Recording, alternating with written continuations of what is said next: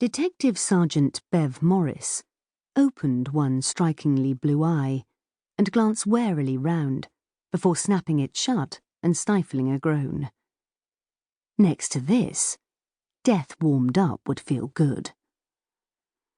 The quick scan had registered empty wine bottles, overflowing ashtrays, foil tins with lurid leftovers from an Indian takeaway, and twin trails of cast-off clothes that ended at the bed.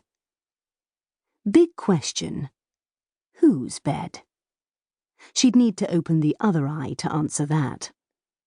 And remember the guy's name.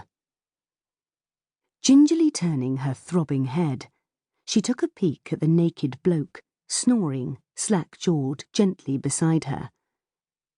Blue-black hair, jagger lips, long eyelashes. Rick, was it? Dick? Mick? Whatever. Nose wrinkled, she peered closer.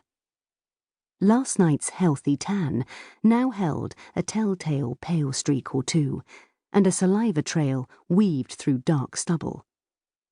This time Bev's groan escaped. She closed her eyes, breathed deeply to try to quell the gut-wrenching nausea. Not that it was entirely down to Loverboy. To be fair, when she'd spotted him in the pub, he'd fitted the bill okay. Unintended pun, mental eye roll. Then she cast her mind back to the crowded bar. As per, she'd not revealed the Fighting Cocks was her local, or told him her real name. Who'd she been this time? Laura? Lorna? Something beginning with L. No matter. She'd come on to him because he was fit, well fanciable, and she could give him a good 10 years. More to the point, there wasn't a string or ring in sight. These days, she didn't do relationships. Lost enough already. Close was a no-go area. If tempted down that path again, she'd buy a budgie and staple its beak. As for last night, they'd both known the score, and the condom on the shag pile indicated the result. Dead funny, Bev. Not. Come to think of it, hadn't he asked to see her again? Or was that a dream? Hard to tell after a vat of Pinot. Either way, it wasn't going to happen. Emotional baggage? She had more than relate.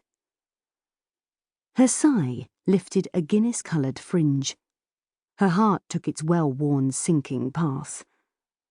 Last night had just been another escape bid, away from the flashbacks of the stabbing that killed her unborn twins, away from nightmare images of the bitch responsible, the so-called Black Widow. Away from herself? You bet. The casual sex and copious booze was meant to blunt edges.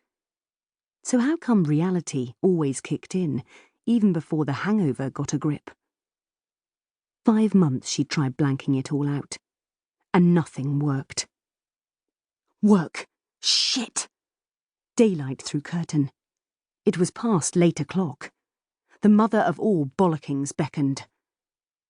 Swallowing a Balti-laced burp, she slipped soundlessly out of bed, struggled into last night's gear, scrabbled round for her bag. Turning at the door, she blew Sleeping Beauty a goodbye kiss. He was out for the count. He'd smoked several joints when they got back last night.